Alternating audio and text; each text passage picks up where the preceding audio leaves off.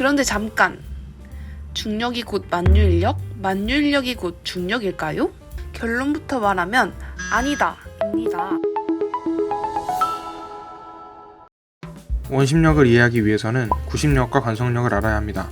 먼저 구심력부터 알아봅시다. 데카르트는 구심력의 대략적인 아이디어를 떠올립니다. 투석구가 원운동을 하다가 손을 놓으면 직선운동을 하는 것을 보고 원운동은 직선운동을 구속하는 것으로 발생한다고 생각했고, 이를 이후에 뉴턴이 구심력이라는 개념을 통해 정리합니다. 그렇다면 구심력은 중력, 장력, 마찰력, 탄성력과는 다른 힘일까요? 밥과 햄버거, 라면이 모두 다른 음식이지만 점심에 먹으면 점심밥이라고 할 수 있는 것처럼 장력, 마찰력, 탄성력 모두 원운동을 유발하기만 한다면 구심력이라고 부를 수 있습니다. 그렇다면 중력도 점심밥? 맞습니다. 중력도 원운동을 유발한다면 구심력이라고 할 수 있습니다. 이제 관성력을 알아봅시다. 방금 나왔던 버스를 다시 볼까요? 버스가 멈추면서 안에 있던 사람이 앞으로 쏠리는 것을 볼 수 있습니다. 이것은 버스는 갑자기 이동 방향의 반대 방향으로 가속하지만 안에 있던 사람은 관성에 의해 계속 움직이려고 하기 때문에 발생합니다.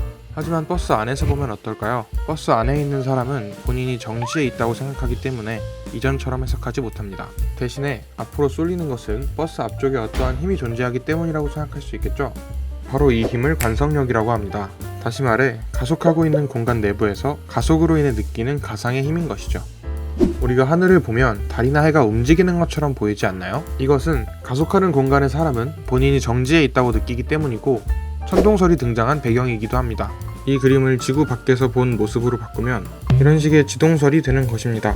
이번엔 이 그림을 자세히 봅시다. 지구는 태양 주위를 도는 원운동을 하고 있고 원운동은 방향이 계속 바뀌는 가속운동에 해당합니다. 따라서 원운동에서도 가속도와 반대 방향으로 관성력이 작용하게 되죠. 이때의 가속도가 구심력에 의해 생기게 되니 구심력의 관성력을 원심력이라고 부르는 것입니다.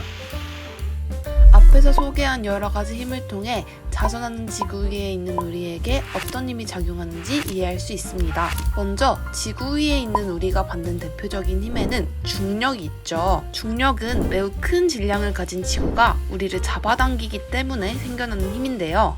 그런데 잠깐! 중력이 곧 만유인력, 만유인력이 곧 중력일까요?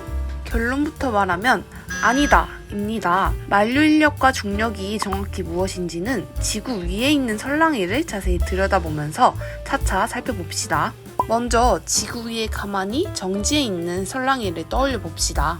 지구는 서쪽에서 동쪽으로 하루에 한 바퀴 자전하고 있으니 설랑이는 지구 위에 딱 붙어서 지구와 함께 하루에 한 바퀴 자전하게 됩니다.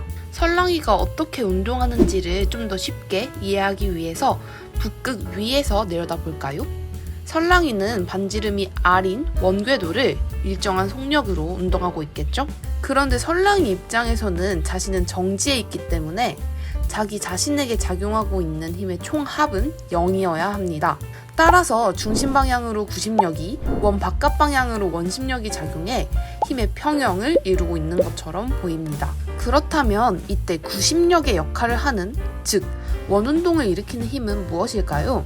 네, 바로 만유인력입니다.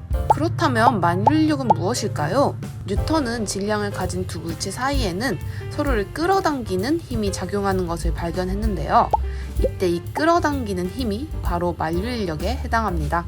마찬가지로 지구와 설랑이 사이에도 이러한 만유인력이 작용하기 때문에 설랑이는 지구 중심 방향으로 만유인력을 받게 되는 것입니다. 이 만유인력 중의 일부가 구심력으로 쓰이고 구심력으로 쓰이지 않고 남은 성분인 중력은 지구 표면이 발밑에서 설랑이를 위로 밀어내는 힘인 수직항력과 상쇄되어서 힘의 평형을 이루게 됩니다. 다시 말해서 지구 위에 정지해 있는 설랑이 입장에서는 만유인력과 원심력, 수직항력이 힘의 평형을 이루어서 자기 자신이 정지해 있다고 느끼는 것입니다. 반면 지구 밖에서 보고 있는 우리는 중력과 수직항력이 평형을 이루고 남은 만유인력 성분 중의 일부가 구심력의 역할을 하면서 설랑이가 원운동을 하고 있다고 해석하게 됩니다.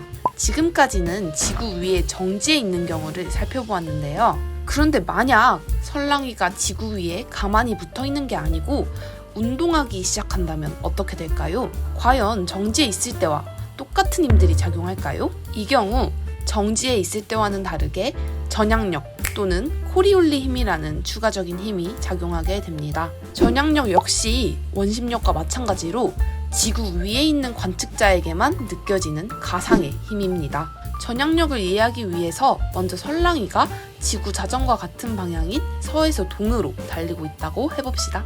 이 경우 지구 자전에 의한 원심력에 설랑이가 자체적으로 운동해서 생기는 원심력이 새롭게 추가된다고 생각해 볼 수 있겠죠. 이 추가적인 원심력은 설랑이를 위로 뜨게 하는 힘과 남쪽으로 미는 힘으로 나눌 수 있는데요. 위쪽으로 작용하는 힘은 매우 작아 무시할 수 있으므로 실질적으로 설랑이는 남쪽 방향으로 힘을 받게 됩니다. 복잡한 수식을 풀면 북반구에서는 서에서 동으로 운동하는 사람에게는 남쪽 방향으로의 힘이, 동에서 서로 운동하는 사람에게는 북쪽 방향으로의 힘이 작용한다는 것을 알 수 있습니다. 즉, 북반구에서는 내가 운동하는 방향의 오른쪽으로 힘을 받게 되는 것이죠.